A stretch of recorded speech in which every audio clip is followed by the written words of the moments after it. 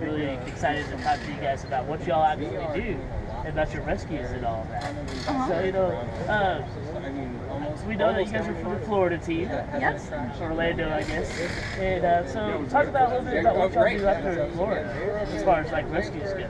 Well, I'm one of the senior veterinarians, so my job on the rescue is to sort of be that medical consultant through the rescue and also the rehabilitation, because the rescue is really just sort of the start of the process. Our goal is to always rescue, rehabilitate, and then return these animals to their natural environment. And so our rescue team is on call 24 hours a day, 7 days a week. So we've been pulled away from dinners and holidays to go help an animal in need, whether they're injured, orphaned, or ill. And we've done that for numerous species and all around the country. So even though we work in the Orlando park, we've had the opportunity to come out, and we actually had a manatee that came all the way here into one of the bays here, and this manatee ventured unusually westward, and being out of range, he was starting to show signs of what we call cold stress syndrome.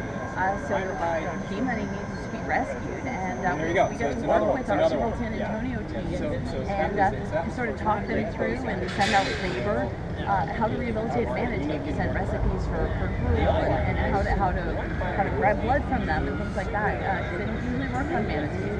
So it's a really neat collaborative effort where we are separate teams, but we all come together as one team when needed. Now we have the Florida team, the Texas team, and the California team.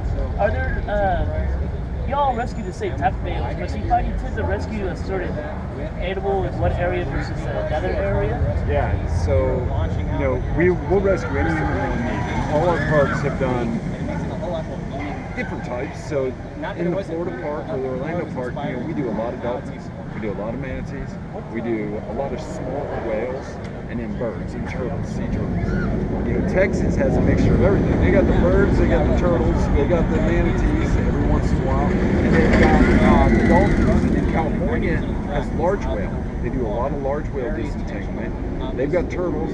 They've also got sea lions, and I mean massive amounts of sea lions.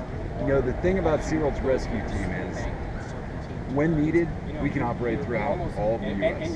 So we can go anywhere needed, and once that call comes from the regulatory agency, we can call whichever park's best, closest, get on site, and if the resources are needed, we'll call the other parks and pull them in.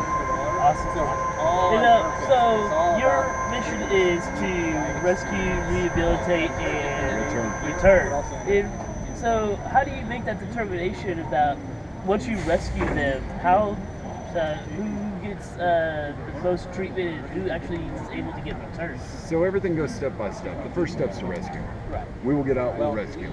We will decide on scene there. The decisions will be made by a veterinarian, Dr. Croft, if she's on scene with us, to say, we believe this animal is able to return right here on scene. We're just going to take that line off, fishing lines off, everything looks good, you guys can let it go.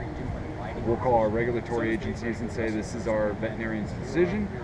Absolutely, we agree with you, and we return it right there on site. That is a perfect scenario. That's what we want to do. When that doesn't work, and Dr. Croft, we talk and say, this animal's going to need to go in for a little bit more extensive rehab.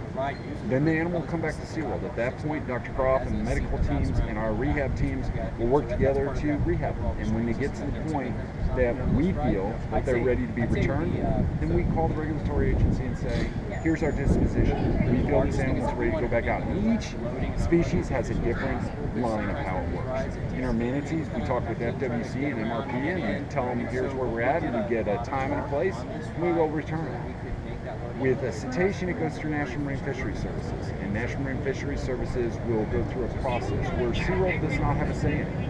And that's a good thing. So we rescue a dolphin, we rehabilitate it and say it's ready to be returned, and it's an exciting day. We're like, we're ready to go. We tell National Marine Fisheries that, and they have an entire committee who will review our recommendations, Dr. Croft's medical recommendations, some videos, some on-site looks at them, and decide if the animal is releasable or non-releasable. And they deem them releasable. Then another committee is going to tell us when we can release them and where. And we'll get them together and we'll take them out there. Now, if it reverses and they're deemed non-releasable, and that happens every once in a while, everybody's under the idea if you rescue it, then you just get this animal. That is not how this works at all.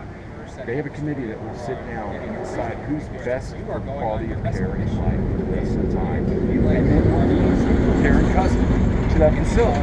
A lot of times SeaWorld says, we'll take the animal if we need. Absolutely, we will care for it the rest of its life, but this animal will do better in another facility than with us. And after the rescue, the rehabilitation, all the costs that we accrue with all that, we then put that animal in a transport unit and move them to another facility that National Marine Fisheries has deemed care and custody. Awesome. It's just really, it's a really great day. The best days are when you put them back on the water, you send them out and you get a call a year or two later and they have a baby with them, or they're out breeding. That is the peak of a rescue. And there are all these highs and lows, but that is the top of it. When you get that call or that picture, we get it a lot. Hey, your manatee that you hand raised just had her 6th baby. The telltale is what we're doing. When you rescue a particular animal, what is the likelihood of that animal just kind of coming back and getting back into trouble again? Sure. We don't know. We always, when we rehabilitate them, we get them to where they're deemed healthy by a veterinary team and capable of surviving and thriving in their natural environment. But we know that sometimes some animals will get into trouble again and don't necessarily learn their lesson. A lot of the animals that we return do thrive and we never see them again, and that's the best case scenario. But if they get into trouble again, we'll be there to rescue them and rehabilitate them once again. Awesome. And this is one of the boats that y'all use on This is one of the boats that's used here in Texas for rescuing different marine mammals. It's a skinny water boat. It's really nice because you can get up into the shallows and work really well with it. Need be, it's got a big enough deck on the front that we can set a net on there and use it as a back setter. So we can actually drive in reverse and set around on it. We have a lot of different resources, and that's the thing about SeaWorld. We have a lot of resources at our disposal. Texas Park has a lot of gear here. Florida Park has a lot of gear if needed. California's got a lot of gear. So if this boat's not going to work for what Texas needs in San Antonio, then the Florida team will go ahead and bring our boats up here and get with the Texas team, and we'll use our boats with their boats and make it occur.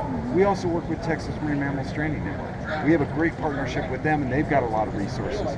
So when you mix all these resources, there's not much that this group can't take care of. That was kind of a random one-off question. Yeah. What is the biggest animal that you have personally rescued? The biggest animal that SeaWorld has rescued, was JJ, the juvenile gray whale. The biggest animal that, for us it may be different. Probably the biggest animal, the largest animal I've been involved in rescuing was probably our juvenile pilot, or some of our pilot whales. We had a mass stranding of pilot whales that happened actually 2 times, back in 2011 and 2012. And so where we had 22 pilot whales that had beached themselves. And our SeaWorld rescue team was out there trying to save as many... 29, trying to save as many animals as possible. So not only were these big animals, but just a huge scale mass stranding, and that's a time when really it's all hands on deck between government agencies and other stranding partners, and just a huge collaborative effort where a whole bunch of teams are coming together, all for the good of these animals in need, and that's an extremely heartwarming thing to see. Awesome, that is amazing. That's a lot of whales. If you've never seen it in person, it's a lot more. I've seen one in person. I couldn't imagine. And you got 22, 29, and you got 600, 700 public there trying to help. It's an inspiring story just to see. Right. Absolutely. Unfortunately, a lot of those animals can't survive, and that's unfortunate. But to see how many people are willing to try to help them, it's incredible. I mean, we did a baby northern right whale 12 years ago, 13 years ago. That baby weighs over 3,000 pounds of bird. I mean, that's a big, huge whale. And it was the first one I've ever seen alive that was on the beach. And unfortunately, it didn't survive, but we learned so much from that rescue itself. So we also do very small animals. Dr. Croft, this is a neat thing about a marine mammal veterinarian. Dr. Croft can go from being with me with a 12,000 pound animal down to having to deal with a little sea dragon that's that big. Mm-hmm. A little 10-gram bird that flew into a window and needed rescuing. So yeah, little songbirds, and then everything in between. So you go from the biggest of the big to the smallest of the small. Yep, exactly. Wow. Any animal or species in need, we are there. Any animal, anytime. Absolutely. So in a single day, I can easily go from seeing a rescued bird to a sea turtle to a manatee to a dolphin or even a pilot whale. A melon-headed whale, or yeah. I mean, that's the cool part. That's the part people don't understand. They sometimes think that we only rescue, or Dr. Croft only works with dolphins. This is not about just dolphins. I mean, there are birds, there are turtles, there are manatees, there are rabbits, there are squirrels. I mean, you got to remember, SeaWorld helps any animal in need, and they've got to be able to go from every range at a moment's notice. We have a lot of alligators here that we saw their alligators over the weekend. We're like, oh, that's really cool. It's to go from one to the next to the next is just a really awesome story. Yeah. Really. Thank you guys so much for chatting with us. Oh, no problem. Thank Great you. meeting y'all. Thank you very much. Thanks for coming out. If I get a quick picture? Not at all.